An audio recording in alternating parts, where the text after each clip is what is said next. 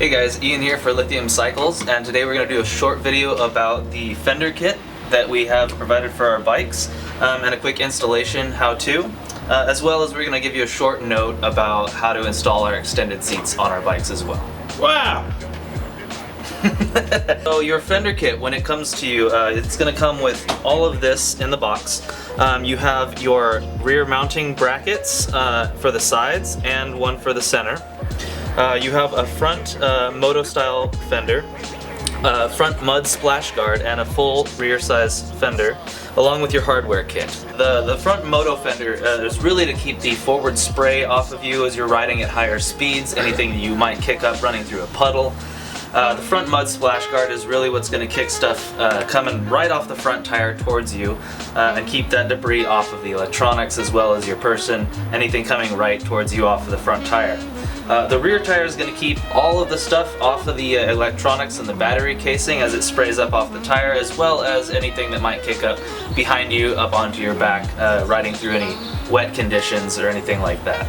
Tools you will need for this installation are going to be a 6mm Allen key, a 4mm Allen key, and a small to medium adjustable wrench. So we're going to start our installation with the front moto fender.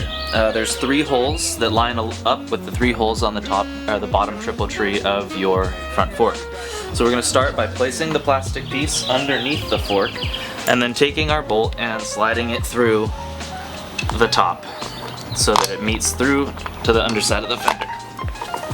Then take your washer and your nut and align them on the bottom side, and then start to fasten them by hand.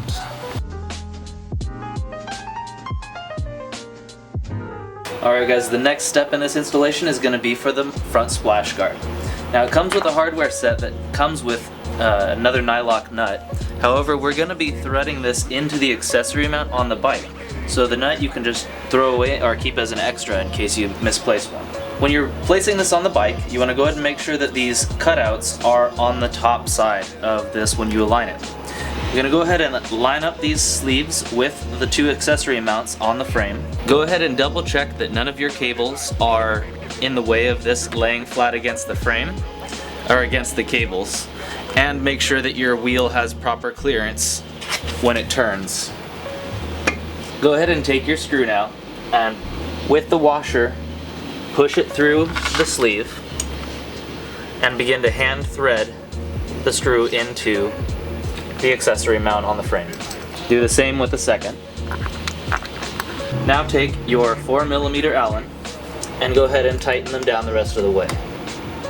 This is easiest done with the wheel turned at an angle. Once you've gone ahead and tightened down your bolts, just again check to make sure that your tire has enough clearance with the fender splash guard. For our last part of the installation, we're going to install the rear fender.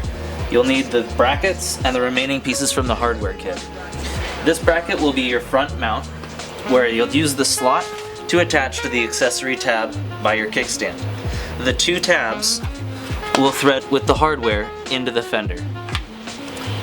What you will need to start by doing is removing the bolts for your rear rack. To remove the rear bolts on the rack, you'll need your adjustable wrench and your 6mm Allen. When you remove the bolt for the rear rack, make sure you don't lose the lock washer, as it may just fall when you pull the bolt out. Hey Ian, what if I lose it though? You might just be screwed. Next, you're going to take one of your long brackets. You're going to place it on the rear side of the rack mounts and slide the bolt through until you can put your lock nut and bolt back on. So once you've got your bolt back in, leave it so that you can still move this around a little bit so you can finally tighten everything straight when you're all set. Next, we're going to install the front bracket.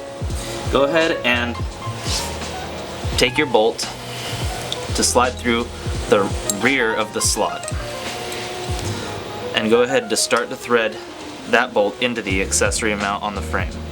Once you've got your screw hand threaded into the frame, go ahead and use your tool to finish tightening it down, but so that you can still move it up and down for final adjustment. Once you have your bracket in place, go ahead and take your fender with the 2 holes facing the front of the bike and put it on top of the tire. Go ahead and then take your screw and bolt, Place the fender behind the bracket and put your bolt through both holes. If you find the bolt isn't sliding through the hole freely, you can use your tool to thread it through the hole. The tightness may just be because there's a little extra thick paint on the bracket. For your next step, take your lock nut and place it on the back of the bolts, hand threading them in. Once you have your bottom bolts and screws installed for the fender bracket, we're going to move on to the last step, which is installing the bolts for the top of the fender. Go ahead and place your fender over the top of the rear brackets, which may push in a little bit, and then push your bolt through the fender hole and through the bracket. Now you should be able to adjust your bracket and place your nut on the back side of the bolt. Go ahead and repeat your installation steps for the bracket on the other side, and hopefully you've left everything a little loose so you can finally make your adjustments and make sure it's all straight before you do your final tightening with your adjustable wrench and Allen key. Go ahead and final tighten everything down so that everything lines up straight with the frame, and you're good to go. Thanks, Ian. Alright, we have our standard seat here on one of our S1 models. We've got a lot of questions about the screws installing for your extended seats.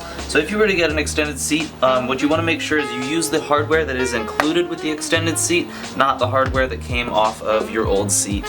What we're getting questions of is if these bolts don't seem to be fitting through the slots here. And you can see this one's a little tight. What you want to do if that's the case, it's just because there's a little extra paint there making it kind of tight. So you want to make sure that you use a tool to thread it through the hole, and it will come through nicely. Then go ahead and line up your seat and tighten those down. Perfect. Nice job.